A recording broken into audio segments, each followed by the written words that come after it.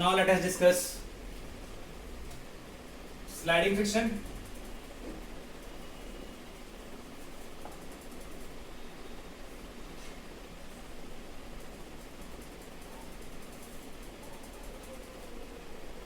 So sliding friction is the opposing force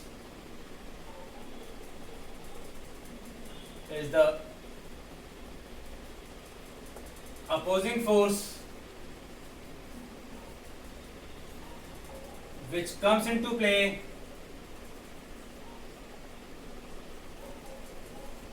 when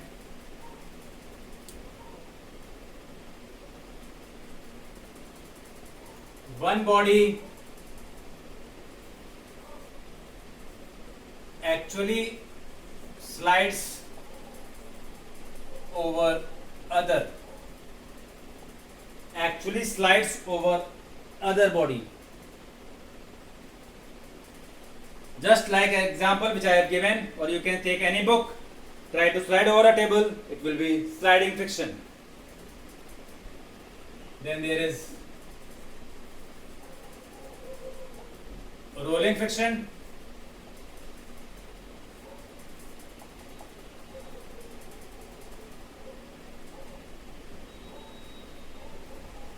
This is opposing force.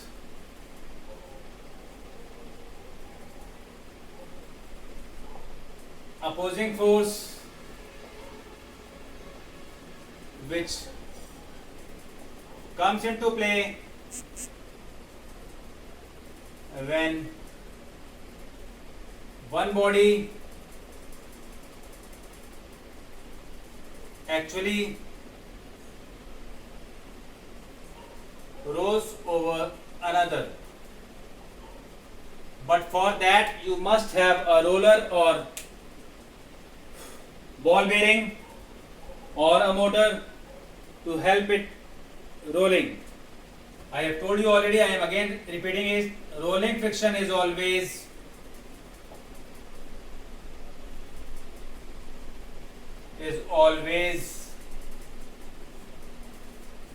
less than sliding friction, because rolling friction roller has less points of contact. Rollers will have less point of contacts compared to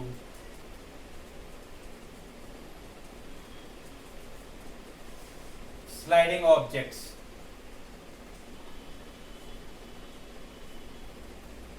Lesser are the points of contact, lesser will be the friction. More is the point of contact, more will be the force of friction. Now on the basis of graph, I will explain. This is the graph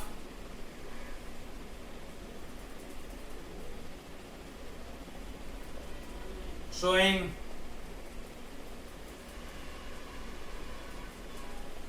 variation of types of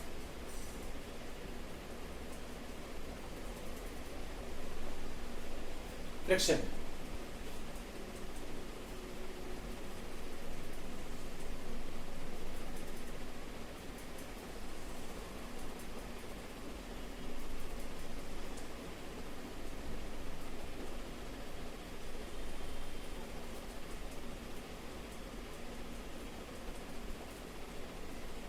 This is on y-axis, I am having frictional force.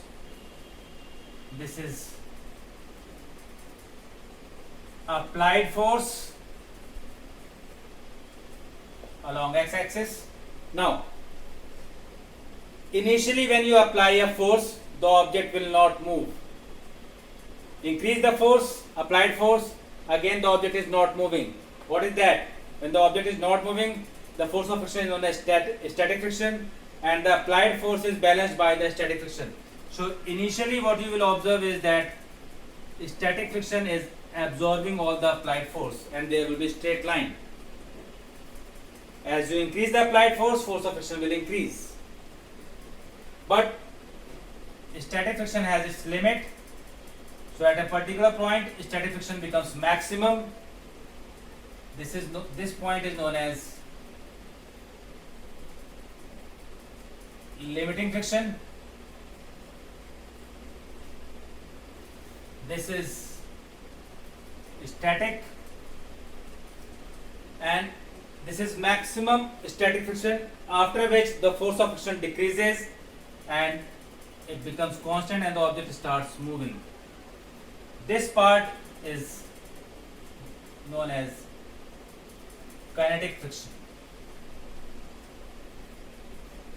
So you can see that static friction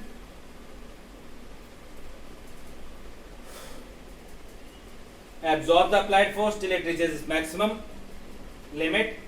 That maximum limit is known as limiting friction, and then the force of friction decreases and it moves with a constant friction, that is known as kinetic friction or dynamic friction.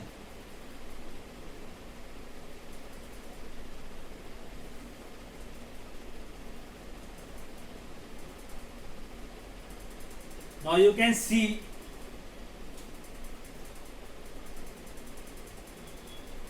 this is Fs maximum. What is Fs maximum? That is static friction maximum. This is Fk. Fk is kinetic friction, force of friction when the object is in motion. And what is Fs? Fs is force of static friction. So at the limiting friction,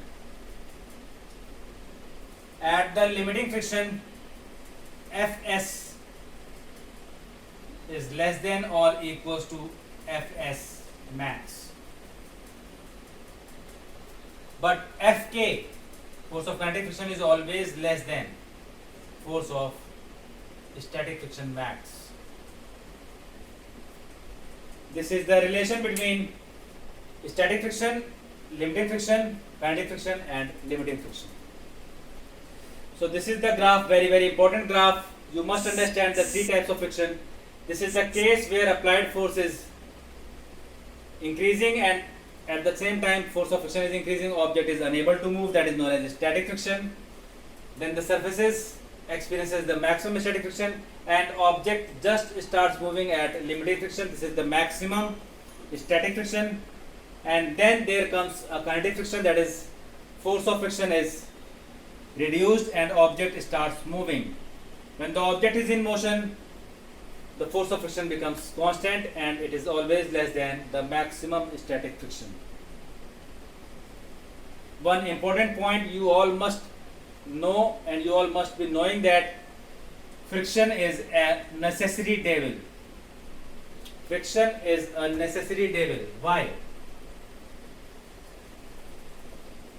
Friction is a necessary devil. An important statement. Why? When you go for buying a machine or buying a shoes or buying a slippers, you take into account that its sole should be rough or more friction should be there so that you can easily walk. But that friction results into wear and tear of the machine. That is, that friction which is necessary will result into the damage of the appliance or instrument. This is why friction is a necessary devil. Now, let us discuss laws of friction. Laws of limiting friction.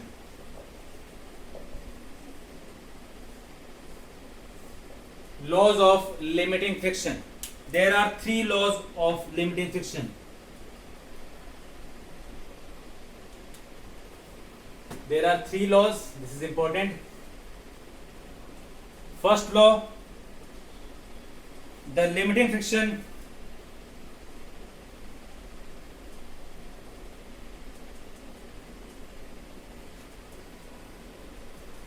limiting first law states that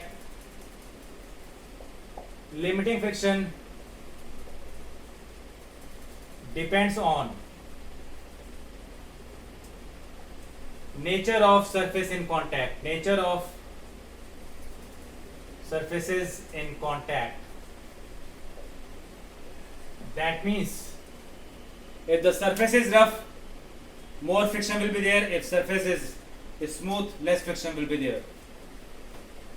Second law. According to second law of limiting friction, the value of limiting friction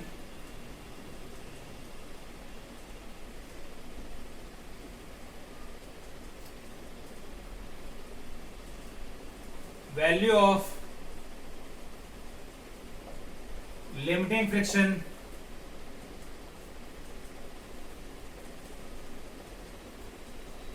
never depends on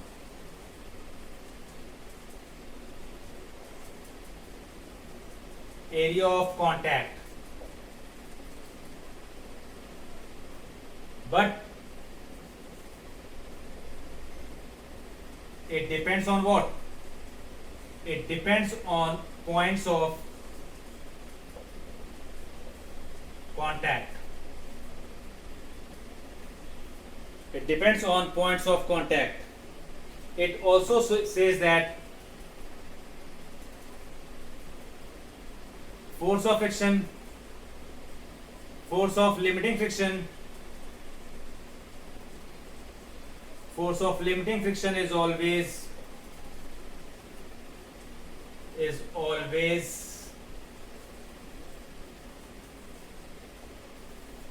tangential to the surface on which object is moving and opposite to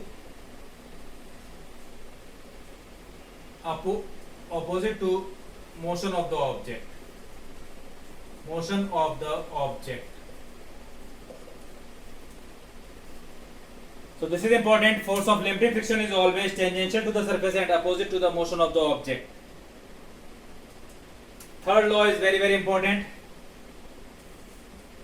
because numericals are based. Your application skills will be tested there. It states that the limiting friction is directly proportional to. Third law. It states that limiting friction is directly proportional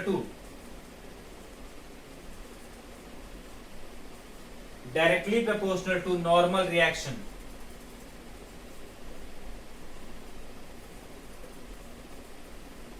Limiting friction is directly proportional to normal reaction existing between the two surfaces. Existing between the two surfaces. This is, I can explain this. If you are having a block, its normal reaction is this. And you are applying an object, normal weight is this, normal reaction is this. You are applying the object to make it move. This is applied force and this is force of friction. So if you put more weight over here, normal reaction will increase and you have to apply more force. If you will apply more force, force of friction will also increase. So that is force of friction, that is Fx max, is directly proportional to normal reaction. Fs max is equals to mu times n, or mu is equals to Fs max upon normal reaction. This mu is known as coefficient of friction between the two surfaces. For the two pair of surfaces, coefficient of friction remains same. Say for example, if you are moving with a cycle on a road, then for coefficient of friction between material of the tire of the cycle with the material of road remains constant. So it depends on nature of surfaces in contact. So these are the three laws of limiting friction. This is most important one. I will explain this with more concept in the next class. Now I will share the questions for Google form just after this class. Thank you.